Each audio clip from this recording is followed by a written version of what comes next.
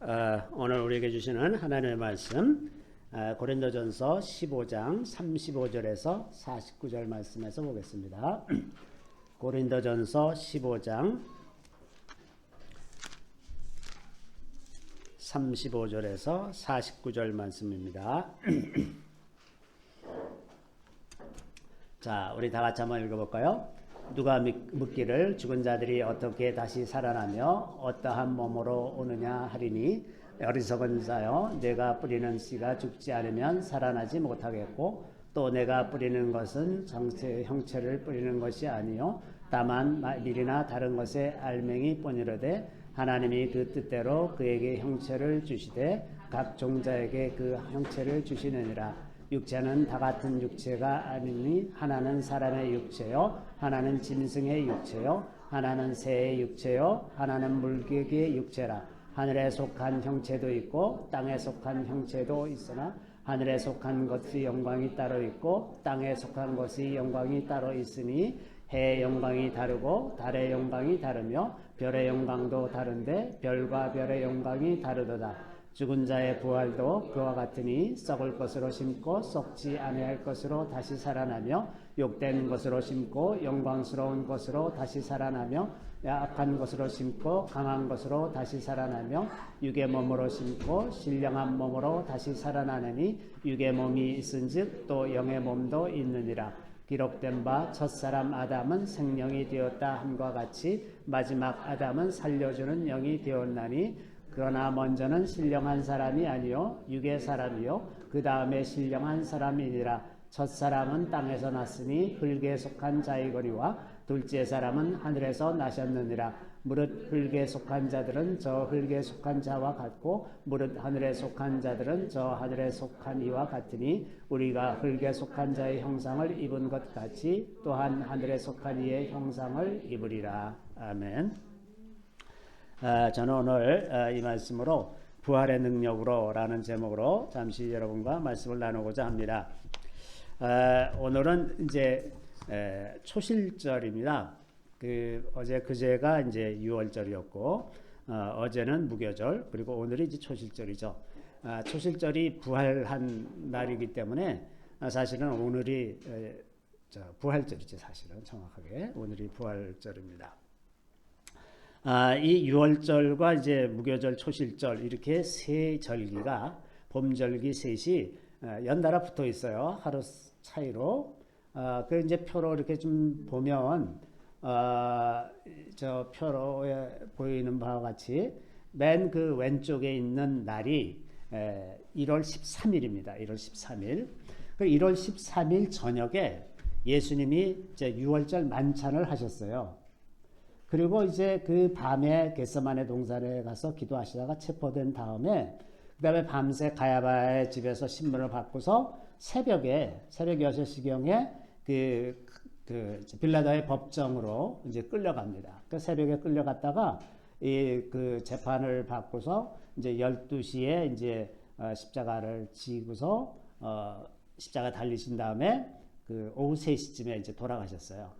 저게 이제 그렇게 된 구조고, 그리고 이제 그 다음, 그래서 그 6월절이 첫째 날에 그 해질 때부터 그 다음 날에 해질 때까지가 첫째 날이고, 그게 6월절입니다. 예수님이 정확하게 6월절 양 잡는 시간에 돌아가셨어요. 6월절 양 잡는 시간이 오후 3시쯤이거든요. 그 오후 3시라는 것이 상번제, 오후에 상번제 드리는, 저녁 상번제를 드리는 시간입니다.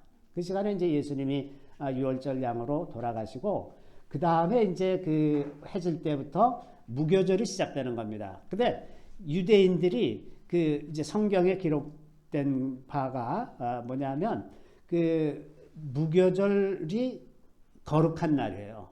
그래서 그날이 안식일입니다. 그러니까 6월절은 안식일이 아니에요. 그리고 무교절부터 안식일입니다. 그리고 무교절이 시작하는 날 그 저녁에 원래 6월절 식사를 하게 돼 있어요. 그래서 이제 그 성경의 기록들을 보면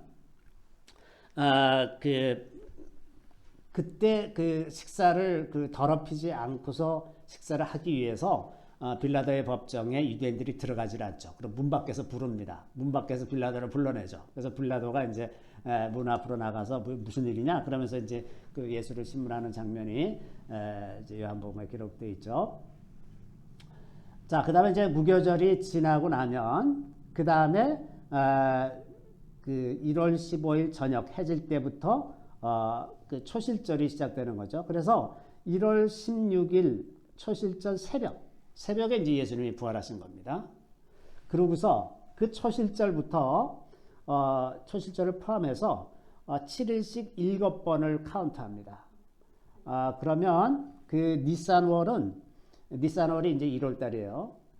니산월이 30일이고 그 다음에 그 다음 달, 그러니까 성서력으로 2월 달이 이야르 월인데 이야르는 29일이에요. 그래서 그 77절이 언제가 되냐 하면 그 7일씩 7번 세고 그 다음 날이기 때문에 그게 언제나 그 성서력으로 3월 6일이 77절이 됩니다. 그래서 77절이 이제 저렇게 오게 되는데 77절에 이제 그 기념하는 것이 그 밀추수가 시작되는 때거든요. 그래서 첫 추수를 그 곡식단을 묶어서 그 성전에 갖다 바치는 그런 날이기도 한데 그때가 모세가 시내산에서 율법을 받은 날이기도 하고 동시에 크리스찬들에게는 성령이 임하신 날이기도 합니다. 그런데 주님이 이 77절을 지키는 명령에 대해서 어떻게 말씀하시냐 하면 3월 6일 셋째 달 6일을 지키라고 그렇게 말씀하시지 않고 7일씩 7번 7 안식일을 세워서 그 다음 날을 기념하라고 이렇게 얘기하셨어요. 카운트하라는 말입니다. 카운트하라고 명령하신 거죠. 그게 굉장히 독특하게 말씀하신 거죠. 왜냐하면 3월 6일이 아니고 그냥 카운트해라 이렇게 말씀하시는 그런 겁니다. 그래서 이게 이제 그 무슨 의미를 갖고 있는지 우리가 좀 오늘 생각해 보려는 거고요. 실제로 유대인들은 어떻게 지키는가? 유대인들은 유월절과 무교절을 구분하지 않습니다. 왜냐하면 유월절, 무교절, 초실절 이렇게 하나님께서 3일을 연속해서 이것을 절기를 만드신 이유를 몰라요. 모르기 때문에 그냥 뭉뚱그려서 이야기를 하는데 예수님 당시에도 그랬습니다. 이제 누가복음에도 이렇게 돼 있어요. 누가복음 22장 1절에 보면 유월절이라 하는 무교절이 다가오네.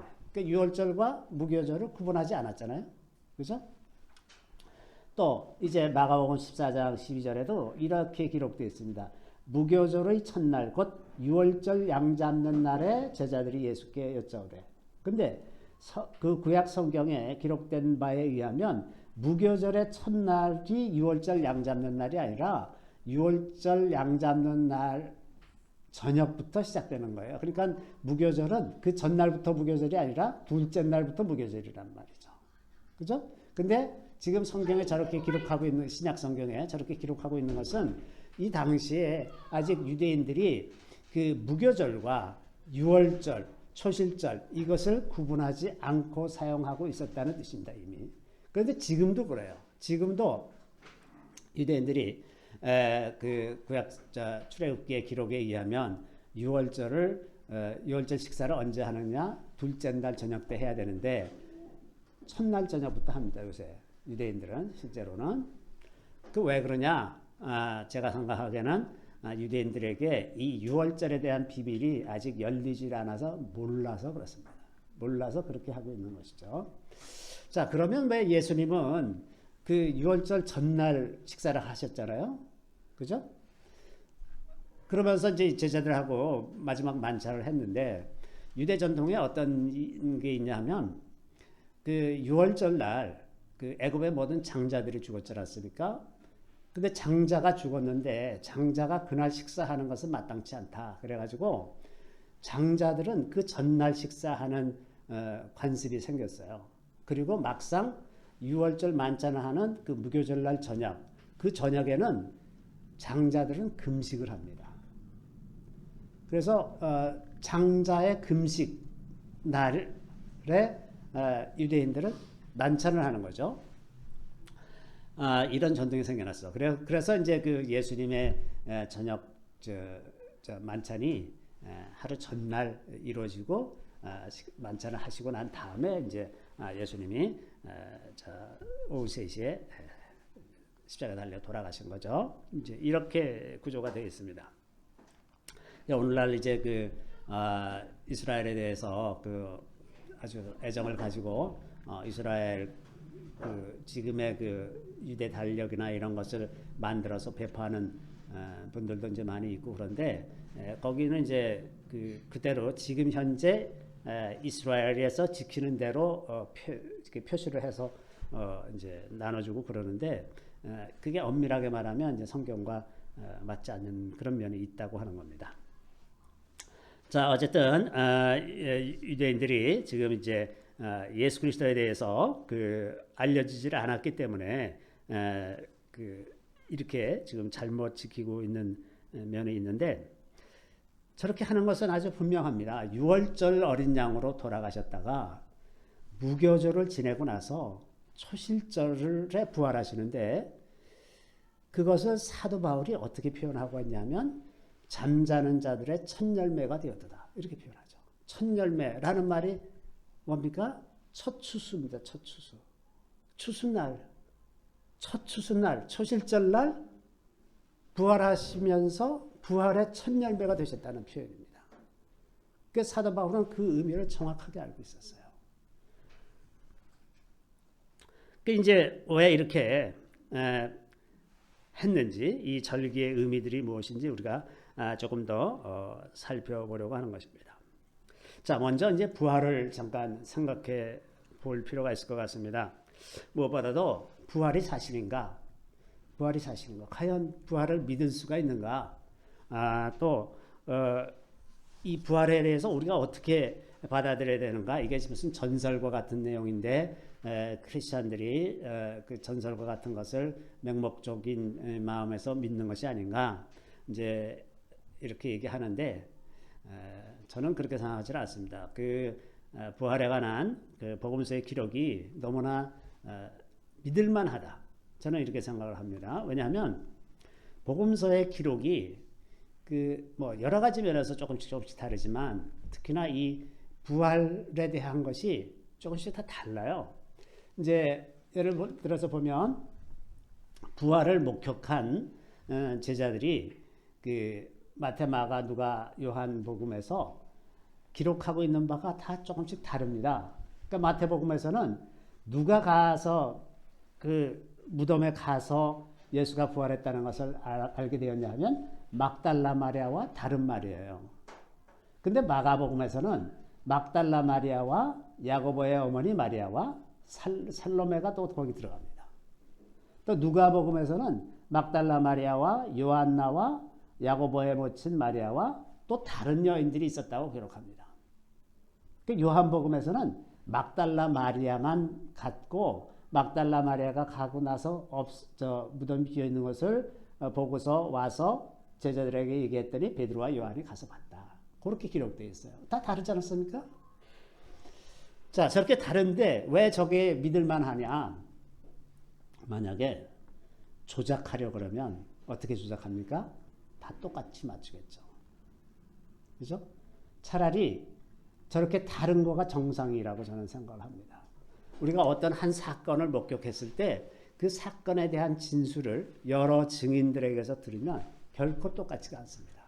자기가 중요하게 생각하는 관점이 다 다르고 자기가 이렇게 어떤 말을 들었다고 하더라도 그 말에서 어떤 것이 중요하다고 생각하는 것이 서로가 다르기 때문에 그 들은 바를 이야기하라 그러면 조금씩 다 다르게 얘기합니다. 그죠? 그러니까 진실한 증언이라고 하면 저렇게 달라야 하는 거죠. 그리고 그것을 굳이 조작하려고 하지 않습니다. 만약에 이거 왜 이렇게 다 다르냐? 이거는 누구든지 10분만 앉아갖고 성경을 찾아보면 누구나 다 찾을 수 있는 거잖아요. 왜 이렇게 다르냐? 저걸 도대체 믿을 수가 있느냐? 라고 생각하는 사람도 있겠지만 저렇게 다르기 때문에 사실은 믿을 수가 있다고 하는 겁니다. 같다면 조작일 가능성이 훨씬 더 많은 거죠. 근데 성경은 이런 기록뿐만 아니라 다른 면에서도 그렇게 기록하고 있는 것이 많이 있어요. 심지어는 잘못 인용한 것이 분명한데도 그것을 고치지 않고 그대로 두고 있는 데가 있습니다. 예를 들면 마태복음 27장 9절에 이제 이런 말씀이 있거든요. 이에 선지자 예레미야를 통하여 하신 말씀이 이루어졌나니 일러스되 그들이 그 가격 매겨진 자 곧 이스라엘 자손 중에서 가격 매긴 자의 가격 곧 은 30을 가지고 이제 이렇게 표현되어 있는데, 그러니까 그 가룟 유다에게 예수를 판 값으로 은 30을 줬다는 얘기거든요. 그것은 이제 가룟 유다가 나중에 뉘우쳐서 이것을 내가 가지면 마땅치 않다 그러고서는 이제 은 30을 제사장들에게 다시 주고서 자기가 가서 자살을 했는데, 그 제사장들이 이거를 가지고 성전에 두는 건 마땅치 않다. 그래서 그 은 30을 가지고 이제 피밧이라는 곳을 사가지고 그것을 행여자의 무덤으로 삼았다는 기록이 남아있는 부분이거든요. 근데 여기 이제 예레미야를 통해서 하신 말씀이 이루어졌다 이렇게 마태가 기록하고 있는데, 이게 사실은 예레미야가 아니고 스가랴서에 있는 말입니다. 그 스가랴서에 여호와께서 내게 이르시되 그들이 나를 헤아린 바 그 삭슬 토기장에게 던지라 하시기로 내가 곧 그 은 30개를 여호와의 전에서 토기장에게 던지고, 그래서 토기장에 밭을 사서 그것을 행여자의 무덤으로 삼았다는 얘기거든요. 저게 스가랴에 있는 말씀인데 지금 마태는 예레미야를 통해서 말씀하신 것이라고 착각하고 있어요. 근데 그렇게 기록한 것을 성경을 그동안 쭉 이렇게 필사하고 후대에 전한 사람들이 다 알았을 텐데 저걸 왜 안 바꾸냐. 저걸 안 바꾸고 그대로 있는 것이 오히려 더 진실한 것일 수가 있다는 거죠. 또 이런 부분도 있습니다. 마가복음 1장 2절에 보면 선지자 이사야의 글에 보라 내가 내 사자를 내 앞에 보내노니 그가 내 길을 준비하리라 이렇게 되어 있는데, 이사야의 글이라고 했는데 그게 사실은 이사야의 글에 있는 것이 아니라 말라기서에 있는 글입니다. 만군의 여호와가 이르노라 보라 내가 내 사자를 보내리니 그가 내 앞에서 길을 준비할 것이요 또 너희가 구하는 바 주가 갑자기 그의 성전에 임하시리니 곧 너희가 사모하는 바 언약의 사자가 임하실 것이라. 지금 말라기서에 있는 말씀을 인용하면서 지금 이제 마가가 착각해서 이사야의 글이라고 이렇게 생각을 한 거죠. 저런 것도 이제 다 잘못된 것을 뻔한데도 그것을 바꾸질 않는 거죠. 바꾸지 않는 이유는 성경의 권위가 저런 그 착각으로 일어난 그런 일들에 있는 것이 아니라는 겁니다. 그런 걸 가지고 성경이 잘못됐다라고 말하는 사람들은 아직 생각을 조금 더 깊이 해볼 필요가 있는 거죠.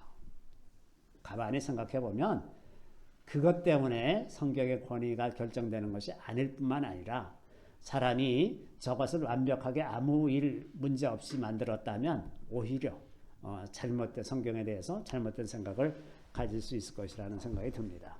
그래서 저는 복음서를 기록한 제자들이 전하는 바 그 예수님의 부활이 오히려 더 사실이라고 믿을 수가 있고, 또 이제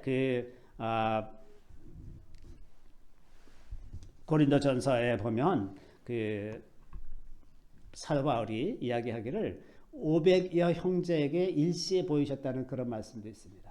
그렇죠? 그 후에 500여 형제에게 일시에 보이셨나니 그 중에 지금까지 대다수는 살아있고 어떤 사람은 잠들었으며, 너무나 많은 증인들이 있다는 거예요.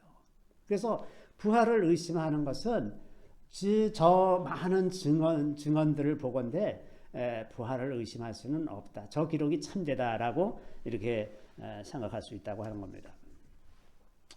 자, 죽은 자들이 사는 것이 부활이라면 사실은 예수님이 부활 이전에 많은 케이스들이 있었습니다. 뭐 엘리야 때에는 그 엘리야가 어떤 과부의 집에 머물다가 그 과부의 아들이 죽게 되니까 이제 그 엘리야가 기도해서 살아난 케이스도 있었고, 엘리사도 어떤 수냄 여인의 집에 가서 늘 대접을 받곤 했었는데 그 어느 날 이제 그 아이가 죽게 되었어요. 그랬더니 이제 엘리사가 가서 저 아이를 이제 이렇게 안고 기도를 하니까 다시 살아난 그런 일이 있었죠. 또 예수님도 나인성에 지나가시다가, 나인성이 수냄하고 좀 가까운 데인데요. 거기 그 동네가 어떻게 하여튼 좀 특별한 일들이 많이 생긴 동네입니다. 수냄이 그 예전에 이제 저 블레셋하고 이스라엘이 전쟁을 할 때에 블레셋이 이제 수넴에 진을 치고 있었고 그 이스라엘이 이제 그 사울 왕과 요나단이 이제 길보아 산에 진치고 있었는데 그렇게 저 이스라엘 골짜기를 마주 대하고서 싸운 데가 이제 수넴인데 그 수넴 그 바로 뒷동네가 이제 나인성이에요. 나인성. 그 나인성의 어떤 과부의 아들이 죽어서 이제 관을 메고 장사하러 가는데 예수님이 그 일행을 만나고서 이제 그 관에다 손을 얹고 가서 기도하시면서 아이야 일어나라 했더니 이제 아이가 살아난 그런 일도 있었죠. 또 이제 회당장 야이로가 자기 딸이 이제 죽게 됐다. 예수님 와서 기도 좀 해달라. 그랬더니 이제 예수님이 내 믿음이 크다 그러면서 이제 칭찬하시고 아이가 나았다. 그랬더니 그 집에 가다가 하인을 만났더니 그 시각에 살아났죠. 이런 일도 있었고 죽은 나사로도 살아났고 그래서 사람이 죽었다가 다시 살아나는 게 부활이라고 한다면 이런 케이스는 너무나 많습니다. 그런데 예수님의 부활은 완전히 다른 거예요. 예수님의 부활은 뭐냐 하면 부활이라고 말할 때 그 부활은 뭐냐 하면 점도 없고 흠도 없이 완전한 새로운 몸을 입는 것입니다. 새로운 몸을 입는 것이 핵심이에요. 자, 우리가 오늘 본문에서 읽은 말씀대로 그 고린도전서 15장 44절에 보면 육의 몸으로 심고 신령한 몸으로 다시 살아나느니 지금 바울이 얘기하는 바는 부활이 뭐냐 신령한 몸으로 다시 사는 것이다 하는 겁니다. 그냥 죽었다가 살아나는 것이 아니라 신령한 몸으로 다시 살아난다고 하는 거죠. 그래서 육의 몸도 있고 영의 몸도 있다. 그래서 우리가 신령한 몸을 입게 되는 것 그것이 부활이라고 하는 겁니다. 우리가 지금 입고 있는 이 육신을 계속 입고 있으면 도저히 그 죄의 유혹에서 벗어날 수가 없습니다. 그래서 소망이 없어요. 아무리 우리가 많은 수고를 하고 애를 쓰고 성령을 의지해서 산다고 하지라도 계속해서 우리는 우리의 연약함 때문에 늘 넘어지고 쓰러지곤 하는 거죠. 육신도 연약해지고 그래서 육신이 연약해지면 또 그거에 따라서 마음과 생각도 약해지고 여러 가지 죄도 짓게 돼요. 어떤 것들은 도저히 습관적으로 우리 몸에 아주 새겨진 습관 같은 것이 있어서 아무리 벗어나려고 해도 벗어나지지 않는 그런 연약함이 우리 안에 있다고 하는 겁니다. 그래서 이 육신의 몸을 입고 있는 한은 우리에게 진정한 자유는 없어요. 계속해서 조금씩 무너지면서 살아야죠. 평생을 그렇게 삽니다. 그런데 부활의 몸, 새로운 몸, 새로운 영의 몸을 입으면 이제 완전히 정결하고 거룩한 몸으로 바뀌는 겁니다. 더 이상 죄의 유혹에 흔들리지 않는 그러한 몸으로 바뀌는 것을 이제 부활이라고 말합니다. 이 소망이 진짜 참 소망이에요. 우리가 연약해서 할 수 없는 그것을 결국은 하게 되는 것을 우리가 아는 겁니다. 그 예수님도 그 부활하시고 나서 성경의 기록에 의하면 굉장히 독특한 일들이 생기잖아요. 제자들이 두려워서 문을 닫고 모여 있었는데 예수님이 벽을 뚫고 들어오는 거예요. 그랬는데 또 도마에게는 내 손을 만져봐라. 내 옆구리도 만져봐라. 만지니까 또 만져져요. 그러니까 유령 같은 것은 아니고 몸은 몸인데 지금의 분자그저와는 전혀 다른 새로운 종류의 몸을 입은 거죠.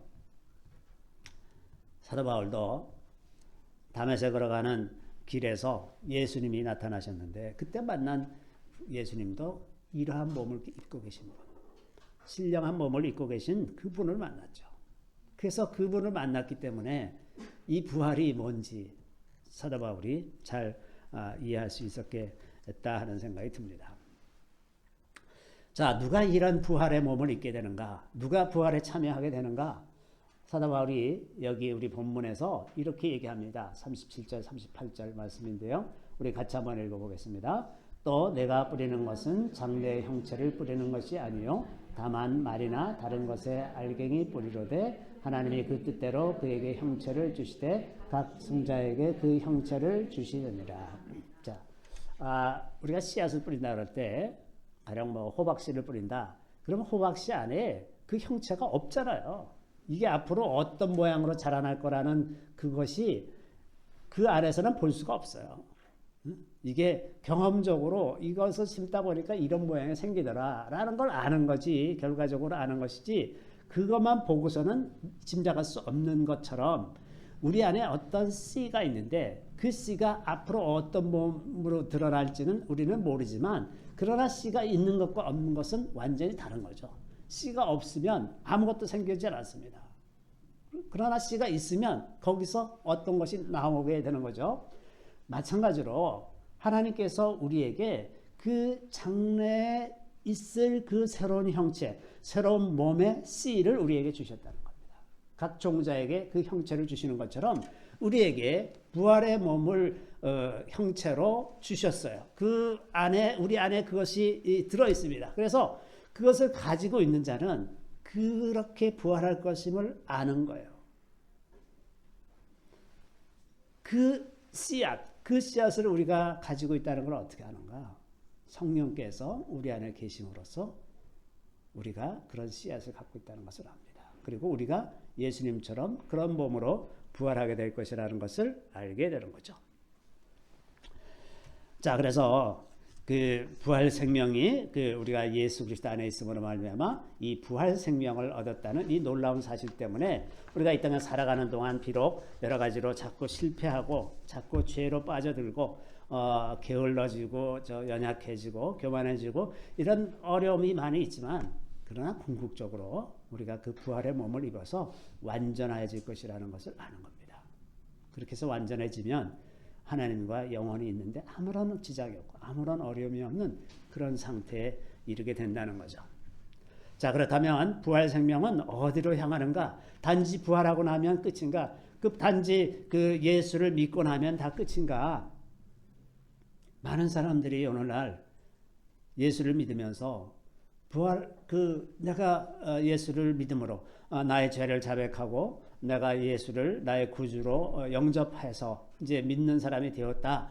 거기서 이제 그러면 내가 다 했는데 그럼 뭘 해야 되지? 라고 당황하면서 거기서 머물러 있기 때문에 많은 어려움에 처하고 있습니다.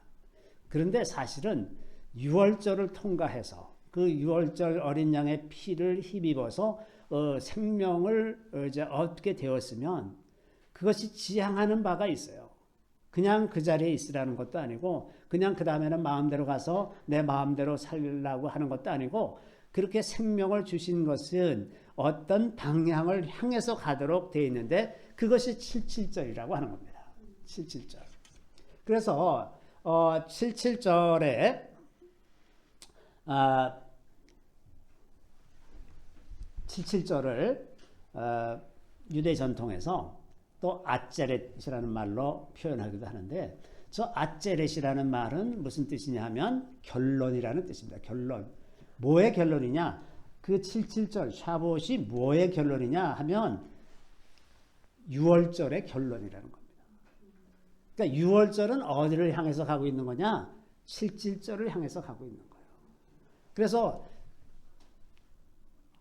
자, 초실절의 부활에 참여한 자는 어디로 가야 그 다음에 어디로 가는 거냐면 아제렛 7절로 향해서 간다고 하는 겁니다. 자, 7절에 가면 무슨 일이 생기느냐? 하나님의 말씀을 받고 성령을 받는 겁니다. 그리고 우리 일상에 필요한 모든 양식을 받는 겁니다. 우리 양식 그리고 하나님의 말씀 그리고 성령 이것이 우리 인생에 필요한 모든 것입니다. 이것이 있으면 우리는 다 넉넉하게 하나님께서 원하시는 그런 방식으로 살아갈 수가 있는 거죠. 그래서 소실절에 부활에 참여한 자들은 이제 이 77절을 향해서 믿음의 여정을 가게 된다고 하는 겁니다. 자, 그래서 그 과정에서 이제 일곱 안식일을 세는 일이 있습니다. 세는 거죠. 세는 것은 기다리는 것입니다. 그죠? 기다리는 것이 아니라면 셀 필요가 뭐 있습니까? 뭐 이렇게 어쩌다 한번 생각나면 세는 것이 아니라 일주일마다 한 번씩 카운트를 해야 되는 거예요. 그래서 이 초실절을 이제 그 히브리어로는 오메르라고 그러는데 오메르 1, 오메르 2, 오메르 3 그러면서 그 달력에 그렇게 표시를 합니다. 오메르 1, 2, 3 이렇게 해서 오메르 50 되면 그날이 77절이에요. 하루하루를 그렇게 세면서 지내는 건데 그 센다는 의미가 소망하면서 기다린다는 거죠. 자, 모든 귀한 것은 기다려서 얻는 것입니다. 우리가 하나도 기다리지 않고 얻을 수 있는 것들이면 그다지 소중한 것이 아니에요. 또 소중하다고 생각하지 않습니다. 정말 소중한 것은 기다려서 얻는 거죠. 자, 예수님도 사도행전 1장 4절 5절에 보시면 제자들에게 이렇게 말씀하셨습니다. 우리 같이 한번 읽어볼까요? 사도와 함께 모이사 그들에게 분부하여 이르시되 예루살렘을 떠나지 말고 내게서 들은 바 아버지께서 약속하신 것을 기다리라. 요한은 물로 세례를 베풀었으나 너희는 몇 날이 몇 되어 성령으로 세례를 받으리라 하셨느니라. 자, 이게 보면 예루살렘을 떠나지 말고 다른 거 하지 말고 저 말씀 왜 합니까? 베드로와 요한, 야고보가 예수님이 부활하시고 난 다음에 바로 갈릴리 가서 뭐 했어요? 고기 잡는 일로 돌아갔어요. 그냥. 이게 우리의 속성이죠. 이게 많은 사람들이 예수님의 예수를 믿고 구원을 경험하고 나서 다시 제자리로 다 돌아가는 거예요. 이게 77절을 향해서 가야 되는데 다 제자리로 돌아간단 말이죠. 그러니까 떠나지 말라 하는 겁니다. 예루살렘은 떠나지 말아라. 지금 은혜가 임하는 자리, 성령께서 임하는 자리, 그 자리를 떠나지 말고 내게서 들은 바 아버지께서 약속하신 것을 기다려라. 기다리라고 하는 겁니다. 무엇을 약속하셨냐면 성령으로 세례를 받는 것, 저것을 기다려라. 자, 이렇게 기다리는 것, 기다림에서 우리에게 이제 열망이 생기고 그렇게 기다려서 우리에게 가장 소중한 것을 주시는 것임을 우리가 알 수 있는 것입니다. 자, 오늘날 우리는 비교적 쉽게 성령을 받습니다. 우리가 우리의 죄를 자백하고 예수 이름으로 세례를 받으면 성령을 샘물로 받는다고 그렇게 되어 있는데 사실은 이제 다른 각도에서 생각해 보면 유대인들은 이렇게 성령으로 사는 그 믿음의 도 그것을 모세가 율법을 준 이래로 한 1500년을 기다렸던 거거든요. 1500년 동안 그 날을 보기를 얼마나 간절히 소망하면서 메시아가 와서 성령을 보내줄 수 있게 되는 그 날을 얼마나 소망하면서 지낸 사람들이 많은지 모릅니다. 그런데 오늘날은 너무나 쉽게 우리가 예수를 믿음으로 이제 성령을 받게 되는 거죠. 그래서 어떻게 보면 오히려 그래서 성령을 너무 가볍게 생각하는 것이 아닌가 하는 그 염려도 있어요. 너무나 귀한 하나님 자신이신 성령이 우리 안에 계시는데 그것을 너무 소홀히 생각하는 것은 아닌가. 우리 안에 계신 성령을 자주 근심하게 하면서 성령을 모시고 산다 하면서 계속해서 죄에 끌려가고 그래서 우리 안에 계신 성령께서 탄식하고 안타까워하시게 그렇게 만들면서 그것도 아무렇지도 않게 생각하면서 사는 것은 아닌가 이런 생각을 합니다. 자, 이렇게 귀한 77절을 향해서 말씀을 받고 성령을 받고 그 양식을 공급받는 그래서 우리 인생에 필요한 모든 자원들을 다 공급받는 그런 날을 이제 지나고 그러고 나서 우리가 초막절을 향해서 가는 겁니다. 초막절은 마지막 대추수입니다. 마지막 대추수를 향해서 우리가 인생을 살아가는 거죠. 그러니까 주께서 공급하신 모든 능력과 자원으로 하나님의 말씀을 전하면서 또 하나님께서 주신 삶을 누리면서 즐거워하면서 살아가는 것 그것이 우리 인생의 삶이죠. 그래서 부활 생명은 반드시 어디로 가느냐? 세상으로 향해서 가는 겁니다. 그냥 자기네들끼리 뭉쳐서 모여 앉아 있는 것이 아니죠. 제자들이 다락방에 모여서 그 성령을 받고 나서 그냥 견디지 못해서 다 뛰어나가는 거죠. 다 뛰어나가서 다 이제 복음을 전하고 이렇게 하는 것이지 앉아 있을 수가 없는 겁니다. 그래서 반드시 이 부활 생명을 경험한 사람들은 나가서 전하게 되어 있는 거죠. 전하게 되어 있습니다. 그런데 전하다 보면 반드시 부딪히는 일이 생기죠. 부딪히는 일이 생깁니다. 왜냐하면 세상이 우리를 미워하기 때문에 항상 충돌이 있어요. 예수님이 무교절을 통과하고 나서 초실절에 이르는 것처럼 이 무교절이라는 것이 누룩 없는 떡을 먹는 날이니까 우리가 이제 이게 성찬할 때 쓰는 게 마자가 이게 무교병인데 이 무교병이라는 게 뭐 생존을 위해서 먹는 수준의 떡이지 맛있는 게 아니잖아요. 하나도 맛이 없는 건데 이 그 무교병을 먹으라고 정하시면서 하나님께서 원하셨던 것은 애굽에서의 고난을 기억하라는 겁니다. 그 고난의 삶을 통해서 순결함, 아무런 누룩이 없는 순결함이 만들어지는 거예요. 그래서 이것이 그 유월절을 하고 초실절 사이에 무교절이 있는 것은 이러한 고통을 통해서 순결해지는 비밀을 또한 그 안에 함축하고 있다고 저는 생각을 합니다. 그래서 무교절을 통과하고서 초실절을 이루는 것처럼 우리들도 세상 속에서 고통스러운 과정을 통하면서 이제 온전함에 나아가게 되는 것입니다. 그래서 부활 생명은 어쩔 수 없이 우리가 원하든 원치 않든 우리 안에 있는 불붙는 마음 때문에 그리스도를 드러낼 수밖에 없는 거죠. 그리고 이 부활 생명의 그 기쁨은 누리는 자만, 그 생명을 가진 자만이 아는 것이고 사람들은 알지 못해요. 그래서 많은 경우 많은 사람들이 이제 손가락질을 하기도 하고 저 사람은 도대체 왜 저러고 사나 하고 그러겠죠. 그러나 우리 안에 있는 그 부활의 생명, 그 생명으로 말미암아 우리가 계속해서 이것을 전하면서 살 수밖에 없습니다. 그래서 부활 생명은 우리가 살아가는 이 시대, 이 마지막 환란의 시대를 통과하면서 지나갑니다.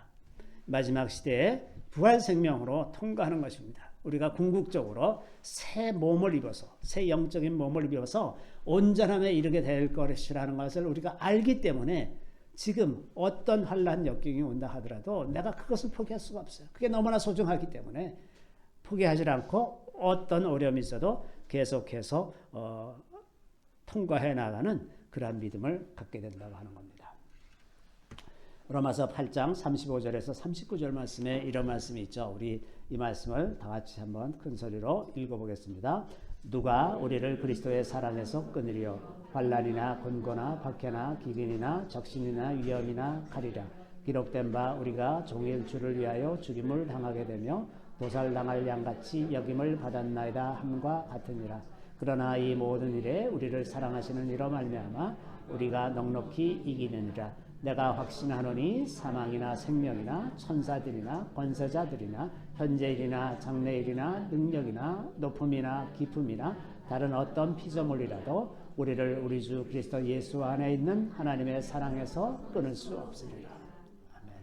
우리를 하나님의 사랑에서 끊을 수 있는 것은 아무것도 없습니다. 그래서 우리가 이 땅에 아무리 어렵고 힘든 일이 있다 할지라도 또 하나님께서 이 땅을 흔드시고 이 코로나 바이러스처럼 이 땅을 흔드시는 일들이 앞으로도 계속 여러 가지 방법으로 일어날 터인데 그 모든 과정 가운데서도 흔들리지 아니하고 견고하게 살 수 있는 것은 우리 안에 부활의 생명이 있기 때문이고 그 부활 생명을 통해서 증거가 되는 예수 그리스도 안에 있는 하나님의 사랑, 그 무엇으로도 끊을 수 없는 하나님의 사랑이 우리 안에 있기 때문에 두려움 없이 담대하게 살 수 있다고 하는 겁니다. 그것은 무슨 고난의 삶이 아니라 하나님을 기뻐하면서 가는 삶입니다. 그러한 기쁨과 평안이 우리 모두에게 충만하게 있게 되기를 바랍니다. 잠시 기도하겠습니다. 할렐루야. 우리 주님을 찬양합니다. 우리에게 부활의 생명을 주시고 그 부활 생명을 가진 그 기쁨으로 이 세상을 넉넉하게 이기게 하시니 주님 참으로 감사드리옵나이다. 예수 그리스도 안에 있는 하나님의 그 놀라우신 사랑, 그 어떤 피조물로도 끊을 수 없는 그 사랑을 우리가 확인하고 그리고 두려움 없이 세상을 향해서 담대히 나아갈 수 있게 도와주시기를 원합니다. 범사의 지혜를 주시옵소서, 범사의 용기를 더하여 주시옵소서, 범사의 우리 주님의 이름으로 일컫는 바 되는 거룩한 삶을 살게 하여 주시기를 원합니다. 어두운 세상 가운데 빛으로 드러나게 하여 주시옵소서, 많은 영혼들에게 빛의 삶을 보여줄 수 있게 하여 주시고 저희들을 통해서 그리스도의 아름다운 덕이 전해지게 하여 주시기를 간절히 바라고 원합나이다. 오 주님 죽었다 살아나시고 부활하셔서 우리에게 참 소망을 주신 우리 구주 예수 그리스도의 이름으로 감사하며 기도드리옵나이다. 아멘.